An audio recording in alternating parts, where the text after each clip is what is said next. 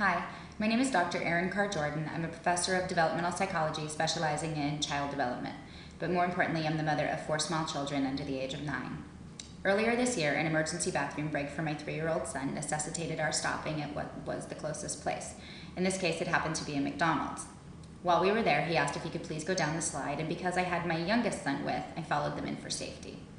Immediately upon entering, we noticed that it was absolutely disgusting. It was covered in filth and grime and old food, and it was no place you would want your child. Additionally, it was riddled with swear words and gang slang.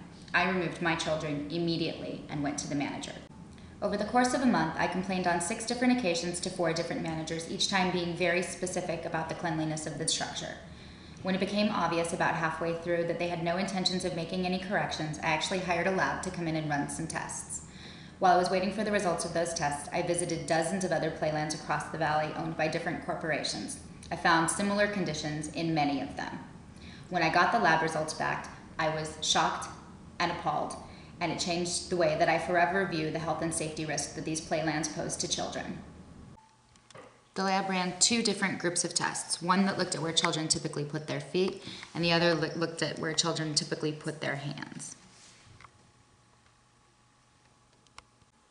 The results indicated 13 different types of opportunistic pathogens, which basically means that these are able to cause disease, especially in children, because children by nature are immunocompromised. Included among the things that they found are coliforms, which is indicative of fecal contaminants, 4 different strains of staph, 2 strains of gram-negative cocci, which the 2 most common in the United States are meningitis and gonorrhea, which means that there's a high probability that the 2 that they found are meningitis and gonorrhea. In addition, they found a myriad of gram-negative rods, most of which are indicative of fecal contaminants. I brought these to the attention of corporate. I brought them to the attention of the health department. I also sent them to the Arizona Department of Public Health.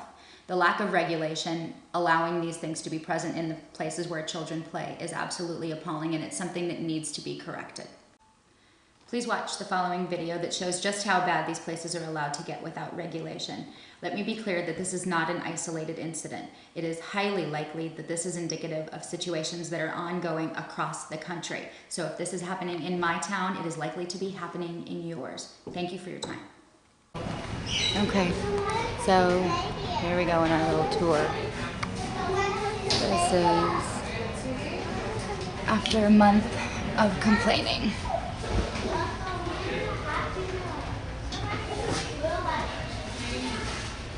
Hopefully you can see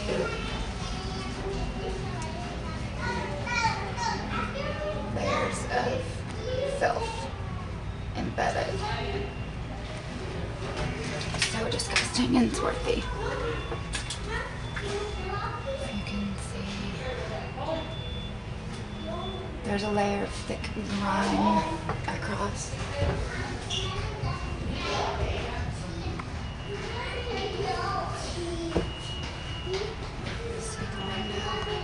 Is smeared with Lord knows what. All the way across. Everywhere that children touch. You can see them. Look, there's old food on there. More.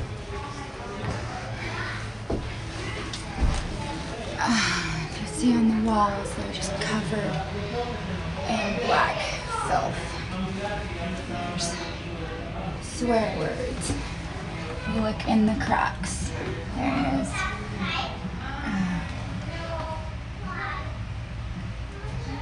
Filth. It is appalling.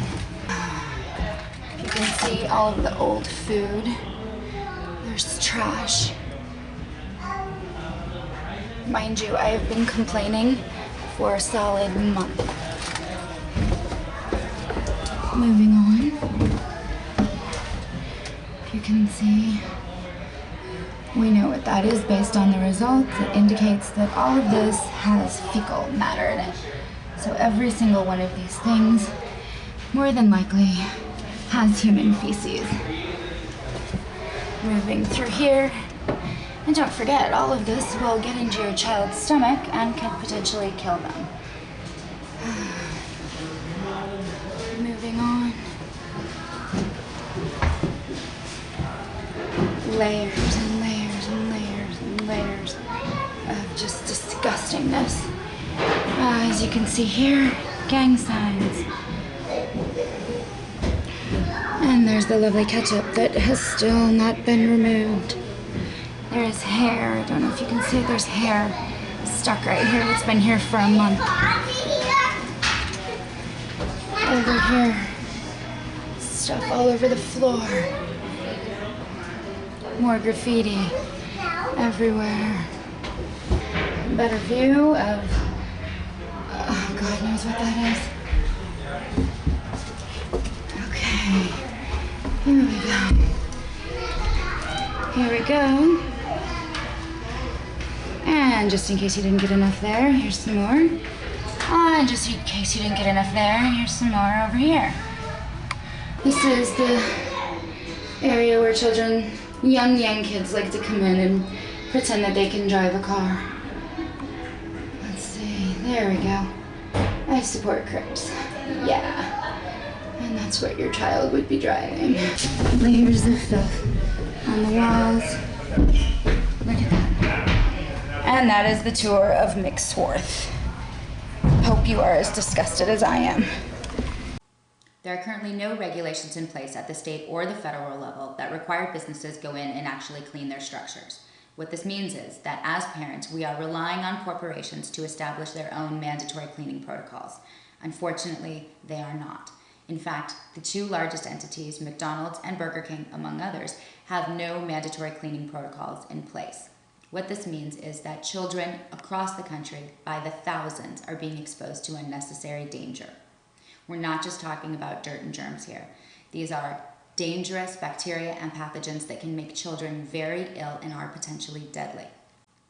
My hope is that by sharing this video, along with the lab results, in addition to the video that shows just how bad these places can get without regulation, that we incite legislators to enact regulation, therefore helping to keep our children safe.